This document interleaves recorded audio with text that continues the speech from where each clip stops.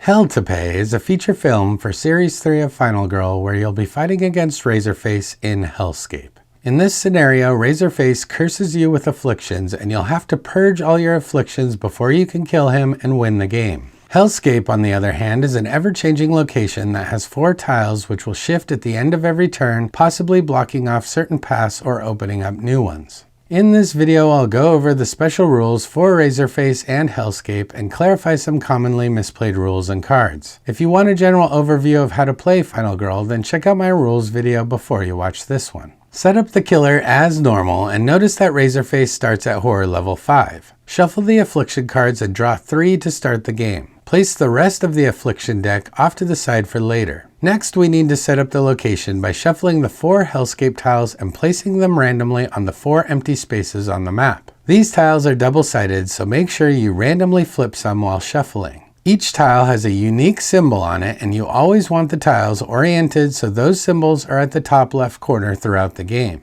Once the tiles are all in place, draw a setup card and place the killer, Final Girl, and victims as instructed. Then for each Hellscape tile, add 1 victim to each space on that tile. Notice that some tiles have more than 1 space, so you'll add an equal number of victims to those tiles. In total, you will always have 8 victims on the Hellscape tiles plus the victim shown on the setup card. Finally, add the Hellshift Action card to the action tableau. When facing Razorface, you'll start the game with 3 afflictions and you'll need to purge all of them before you can win the game. Specifically, you can't remove his final health token if you have any afflictions. You can damage him up until his final health, but if you have any afflictions, then he will ignore all damage that would normally remove his final health token. Let's take a look at an affliction card. The top half lists a purge requirement and the bottom half lists the purge effect. To get rid of an affliction, you need to satisfy the purge requirement, and then during the action phase you can purge it by suffering the purge effect. So for this card, which is called a lamb to the slaughter, the requirement is that when you would save a victim, it is killed instead. So during the action phase, if I bring a victim to an exit, I can choose to kill them instead of saving them to satisfy the requirement. Then I can purge this affliction by suffering the purge effect, which for this card is increasing horror by 1. After that, the affliction is removed from the game entirely. There's a couple extra rules for afflictions, and the most important is that you can only purge 1 affliction per turn. This is an easy one to forget and means you'll have to spend at least 3 turns getting rid of your afflictions during the game. Purging is also optional, so if you meet the requirement but choose not to purge, then you'll have to meet the requirement again during a different action phase. You might not be able to purge because you already purged a different affliction this turn, or maybe you just don't want to suffer the effect right now. Finally, if an affliction ever becomes impossible to purge, then you remove it from the game and draw a new one. In our previous example, if the last victim was killed by Razorface, then it would become impossible to purge because there are no more victims, so I would replace it with a new one. Now, if you ever need to draw an affliction card and there are none left, then you immediately lose the game, so be careful. Hellscape is the first location to feature an ever-changing map.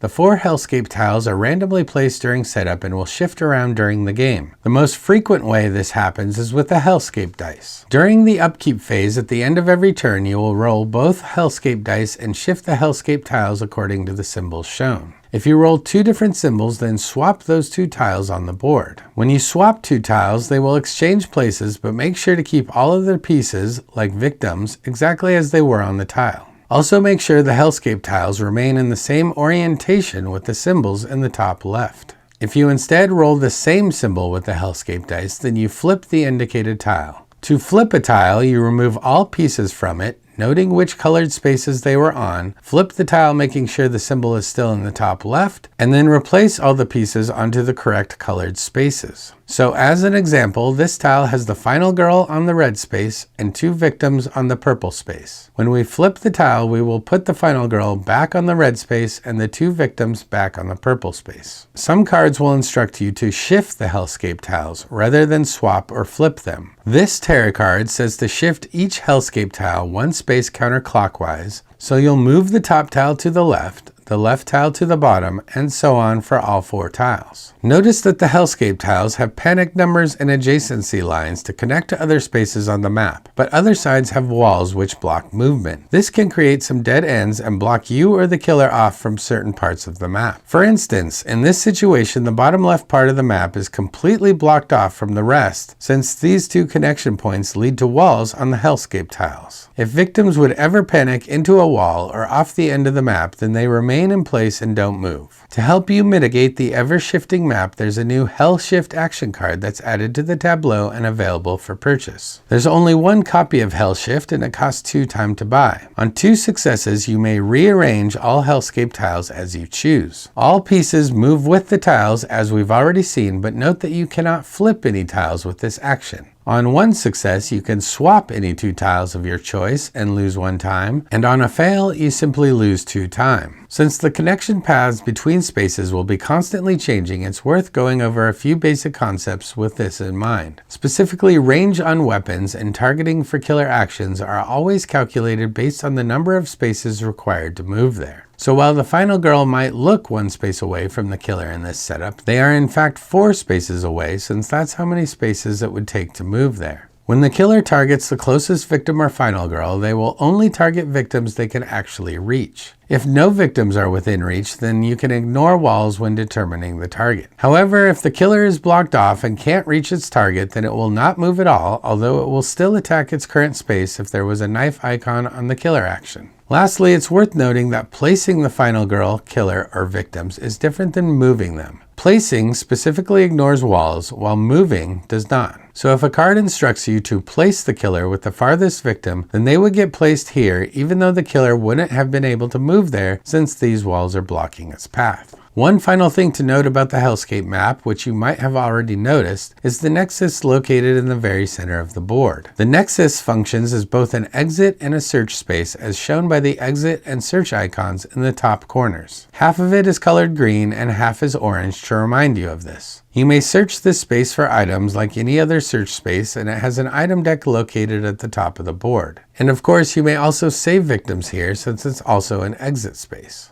So that's all the special rules for Razorface and Hellscape. I actually don't have any commonly misplayed rules or cards for this one because it's pretty straightforward. For this reason, it's also a good starting point for your first feature film, just like Hans at Camp Happy Trails and the Big Bad Wolf at Storybook Woods. Alright, and that's how you play Hell to Pay. Let me know in the comments what you think of this feature film and how you'd rate it compared to the others in Series 3. If you found this video helpful, please give it a thumbs up and consider subscribing to me on YouTube. If you want to check out more of my videos, then click the links on the screen, and maybe you'll find a new game to play. And with that, Michael Skeleton is out.